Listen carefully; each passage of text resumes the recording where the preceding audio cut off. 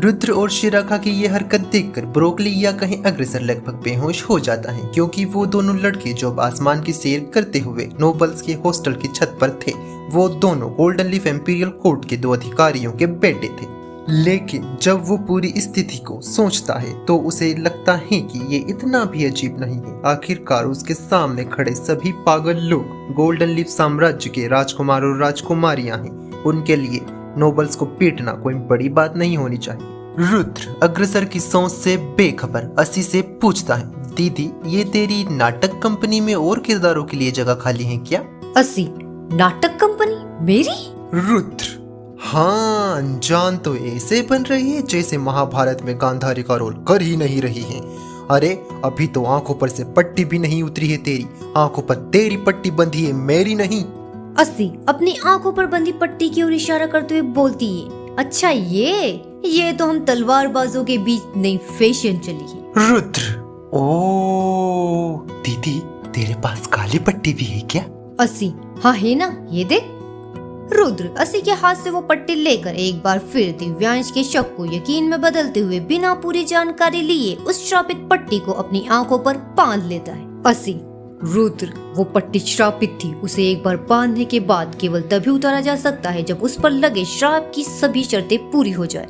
दिव्यांश, ये लो, ये लड़का अकल से तो अंधा पहले ही था, अब आंखों से भी हो गया है। कुछ नहीं हो सकता इसका। अब ना जाने कल के युद्ध में क्या करेगा। अस्सी, रुद्र से तो फिर कैसा लग रहा है तुझे मेरे जैसा बनने के बाद? क्या तुझे आसपास कुछ महसूस हो रहा है?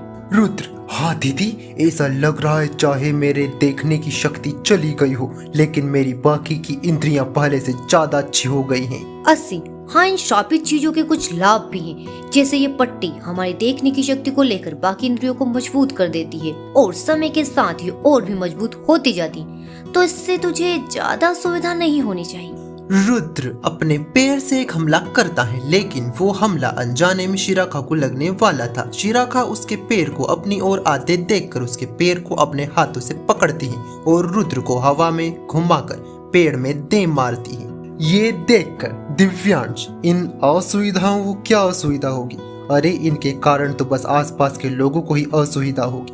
भगवान ही बचाए अब इस पट्टी बंधे शैतान से दुनिया को। तभी आसमान में एक सुनहरी रोशनी से रथ निकलते हुए दिखाई देता है, जो कि पूर्वजों का रथ था। वो रोज की तरह खाना लेकर आई थी। उस रथ को देखकर अग्रसर, इस रथ को तो ड्रैगन खींच रहे हैं, तो क्या ये राजकीय रथ है? दिव्यांश, हाँ ये पूर्वजों का रथ है। ये सुनकर अग्रसर को ठंडा पसीना आ जाता है और वो बोलता है, दुनिया के सबसे शक्तिशाली जीव, गोल्डन लीफ एम्पायर के पूर्वज। और वो बोलता है, मैं चलता हूँ। निर्वाण, अरे एसआर साहब आप कहाँ जा रही हैं? खाना नहीं खाना है क्या आपको? कैंटीन में तो अब आपको घुसने नहीं देगा कोई। ये सुनकर अग्रसर चुपचाप दिव्यांश के पीछे जाकर खड़ा हो जाता है। अब वो सब खाने की टेबल पर बैठे थे, जहाँ अस्सी उन्हें खाना खाने के बाद का ट्रेनिंग रूटीन समझा रही थी।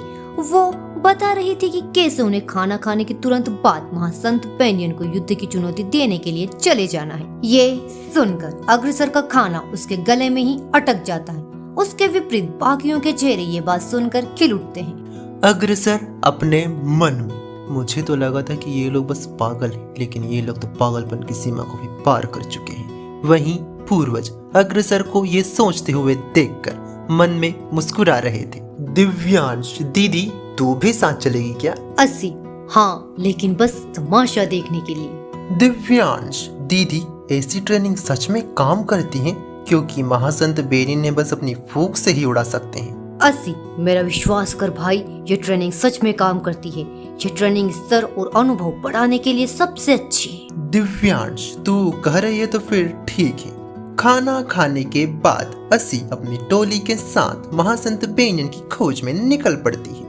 उधर महासंत बेनियन आराम से अपने महल के बगीचे में बैठकर चाय पी रहे थे। तभी उनके पीछे से एक भालाधारी उन पर बड़ी तेज गति से हमला करता है और उनके बिना कुछ किए ही उसी तेज गति के साथ दीवार में छेद करते हुए एक बरगद के पेड़ में जा टकराता है। लेकिन भाग्य से ये बरगद का पेड़ दिव्य था, नहीं तो ये एक भयानक दुर्घटना से अंधा हुआ एक छाधारी भाला ना जाने कहाँ जाकर रुकता। ये इच्छाधारी भाला और कोई नहीं बल्कि खुद तबाही का देवता रुद्र था। असी उसे देखकर चौंकते हुए, ये लड़का अभी से अपने भाले के साथ एक होना सीख गया।